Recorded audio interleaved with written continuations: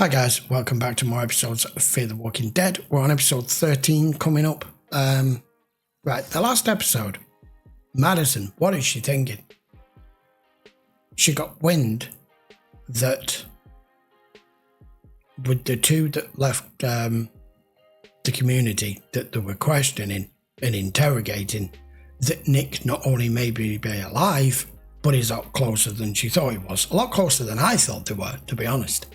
And she goes and puts the sign on at the hotel, like a huge beacon in an entire landscape of darkness. I know Travis saw it, but who the hell else saw it? You're pretty much the only ones with electricity around here to that degree. And you've just painted yourself like a fucking lighthouse.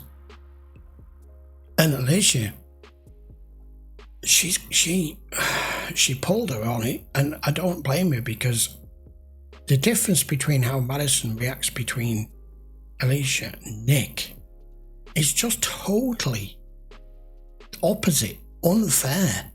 And she told her, she called her, she pulled her on it. He walked away, he left us, I'm right here, and you don't care. And you have blinkers on with it, and she's got a point.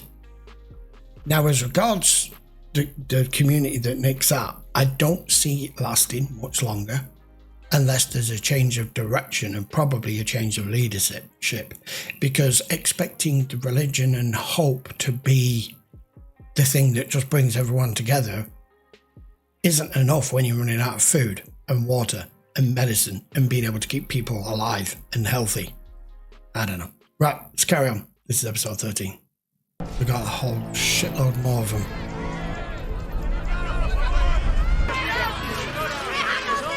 That was good because it made it look like it was walkers. This is with the sign. I'm so sorry. You've caused this. I'm sorry. Just like the walkers, that barricade is going to go. There's too many of them. Bullet might have hit an artery. If it did, he wouldn't be talking right now. It's gone through and through. It's good. How's that good? We don't have to dig out the slug. I know that's good. I've never been shot or near a gun. Try stitch it up. What? With whatever I can find in this house.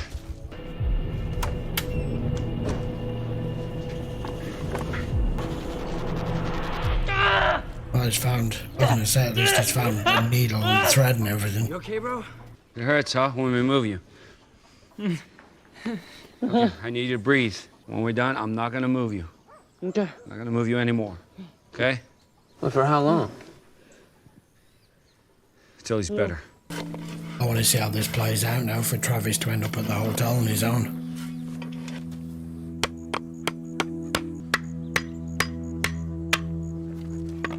That's just out of respect, isn't it? More than anything. I can't help you if you don't tell me what's going on.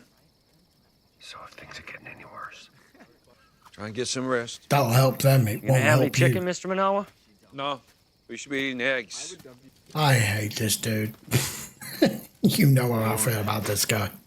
What difference does it make? you killed a man today, Chris. Look at him. Least you could do is let it affect your appetite. I need to know what's going on. Your son's a What are you psychopath. thinking, huh? I mean, you thinking anything? He shot James. Just, So I'm a savage. Is that what you're saying? Chris, Yeah, I agree. where the hell is your remorse? There is no more good. There is no more bad, right or wrong. It's us or them, kill or be killed. And James, he's one of us. The lesson was to play along, to act as if, not to become one of them. You don't fit in. Lies within the fact that Chris, the empathy side of things is difficult, because in a normal society, yes, in this world, it depends. It depends on the circumstance. There are times when you have to kill or be killed. There are times when you need to find an alternate solution and not just be goaded into violence every time, because that's the easiest way to just end up with part of one of them. And Chris has already proven that with recent events, especially this series in particular, that he is becoming that savage type. He has no filter and he has no empathy for the living when it's somebody that is completely innocent of doing anything to you or anybody you care about. And then he's seen it as, well, I did care about him because he was my friend. You've known him 5 minutes. It's not the same. It's, oh, God. You could talk about this forever. Well, but that fence is not going to hold. That's going to go. You hungry? I could get you No, some man. soup. I don't need anything. He's in a bad place. He ran off, like he always does. Any idea where? I think he's north. You didn't want to see it any more than he did at the time. Wake up. Gotta Okay, go. we're going to get the whole backstory on this. That's good. So what about James? Oh no, I'm good to go. Are you? You sure? Yeah. Oh, for Christ's sake. What makes you think any city is It going is to be any gone. different? This isn't a debate, Travis. We're not debating this. We're packing up the truck and we're leaving. Now you can come, but you gotta stop with all this yap, yap, yap. But I understand his reluctance because he doesn't want Chris to go with him. But they're making all the wrong decisions. It's gonna get them killed at some point. I've liked Travis since the beginning. Right, of course, he was just going through his stuff to find his name. Got it. Thought he had no pain. All right? Cool. He could I'll die. control the tunes. Like hell you will. And let's Travis' face choice. it, if he starts to get really ill, they'll just cast him off.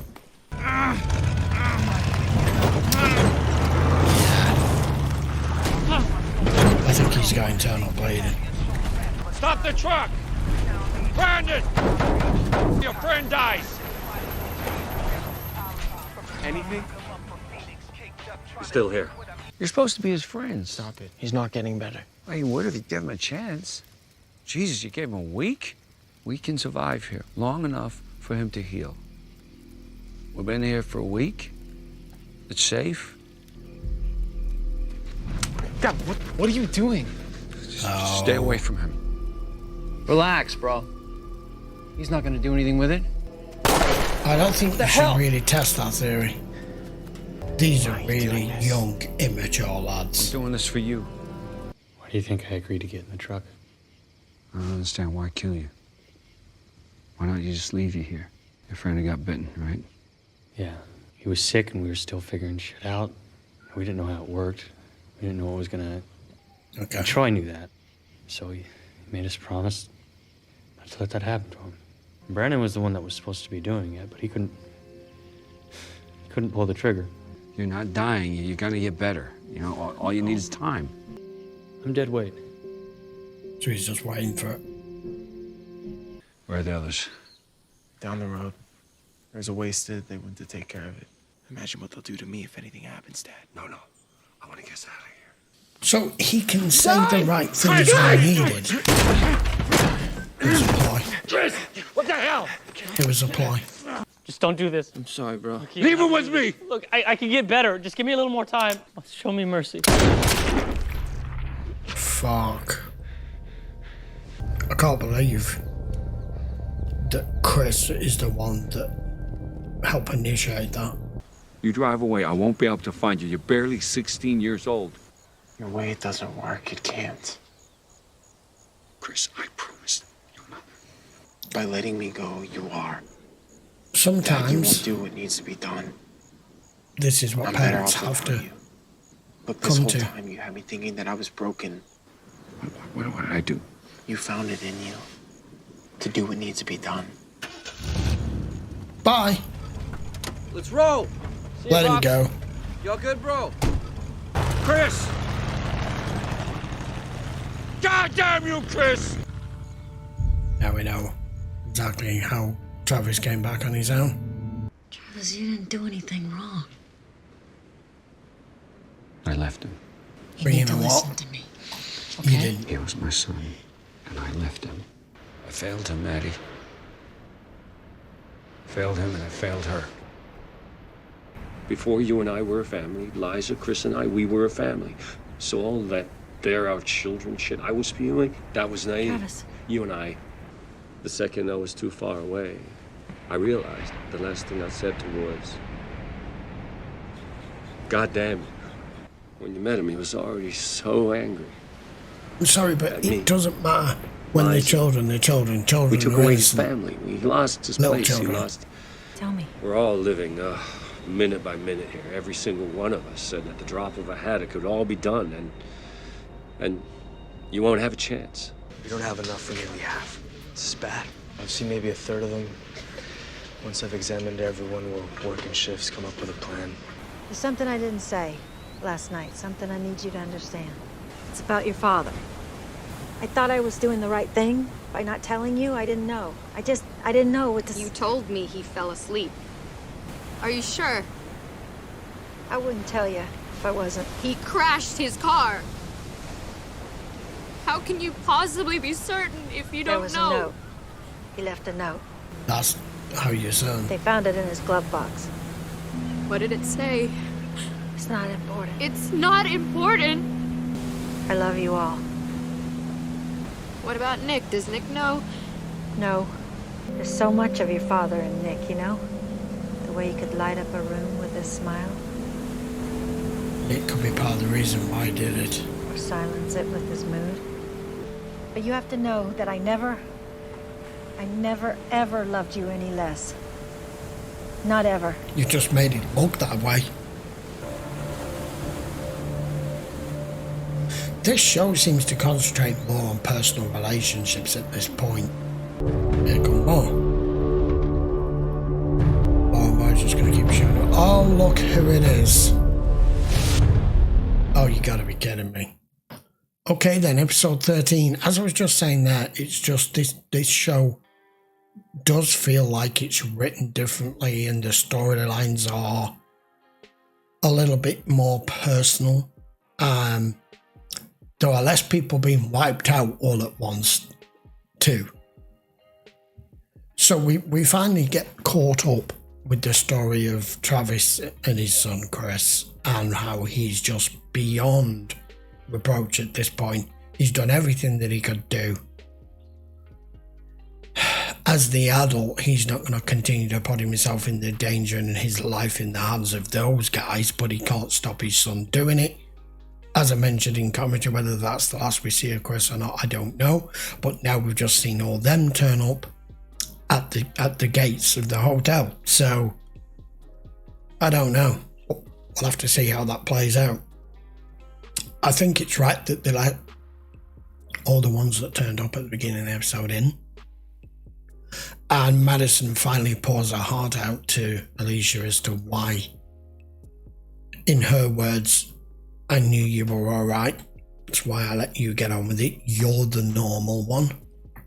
You're the one that I don't need to constantly worry about, constantly check up on, and constantly have to parent, which is how she's had to be with Nick. It's how how Travis has had to be with Chris. And I can't say I'm sorry to see him gone. He's a pain in the arse. He is, if you want to look up moody, self-serving, selfish teenager in a dictionary, there might as well be a picture of him on it. These guys that he's with are bad news. They've already shown and proven that they've killed their own friend. They've now done it twice now.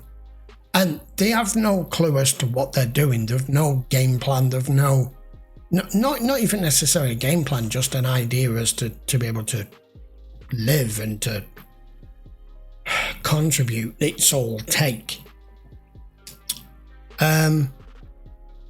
We didn't see Nick in that episode. I'm guessing we may go back to it in the next one. We've got 2 more episodes left of season 2.